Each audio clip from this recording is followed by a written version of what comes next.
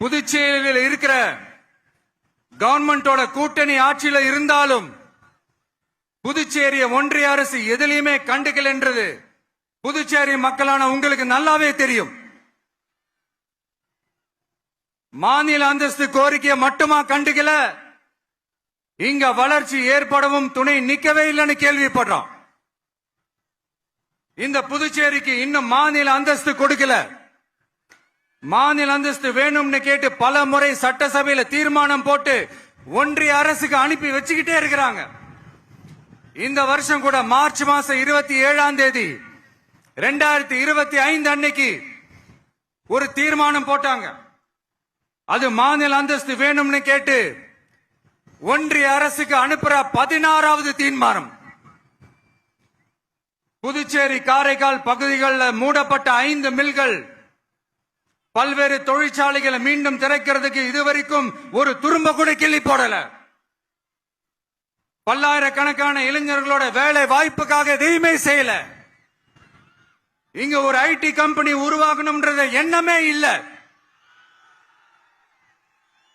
அத பத்தி யார் பேசினாலும் அது அவங்க காதல விழவே விழல.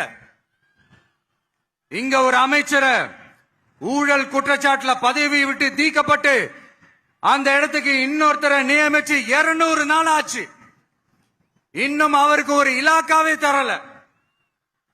இந்த செயல் சிறுபான்மை மக்களை அவமானப்படுத்துறதுன்னு அந்த மக்களே சொல்றாங்க. புதுச்சேரியோட முக்கிய அங்கமாக இருக்கிற காரைக்கால், மாகே, ஏனாம் பகுதிகளில் எல்லாம் முன்னேற்றமே இல்லைன்னு அந்த பகுதி மக்கள் சொல்லிக்கிட்டே இருக்கிறாங்க. குறிப்பா காவிரியோட கடைமடை பகுதியான காரைக்காலை மொத்தமா கைவிட்ட மாதிரி தான் இருக்குது. இது எல்லாமே முன்னேற்றம் அடையணும். டூரிஸ்ட் பிளேஸ் ஆன புதுச்சேரியில போதுமான அளவு பார்க்கிங் வசதி இல்ல, போதுமான அளவு கழிப்பறை வசதி இல்ல. இதெல்லாமே மேம்படுத்தணும். புதுச்சேரி கடலூர் மார்க்கமான ரயில் திட்டம் வேணும்ங்கிறது நீண்ட கால கோரிக்கை. புதுச்சேரி மக்களுக்கு ஒன்னே ஒண்ணுதான் சொல்லணும், இந்த திமுகவை நம்பாதீங்க. அவங்களுக்கு உங்களை நம்ப வச்சு ஏமாத்துறது தான் அவங்க வேலையே.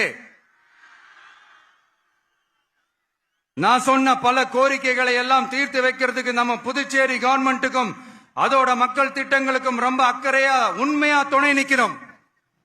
தமிழ்நாட்டை ஒதுக்குற மாதிரி புதுச்சேரியும் ஒதுக்க கூடாதுன்னு நாங்க கேட்டுக்கிறோம்.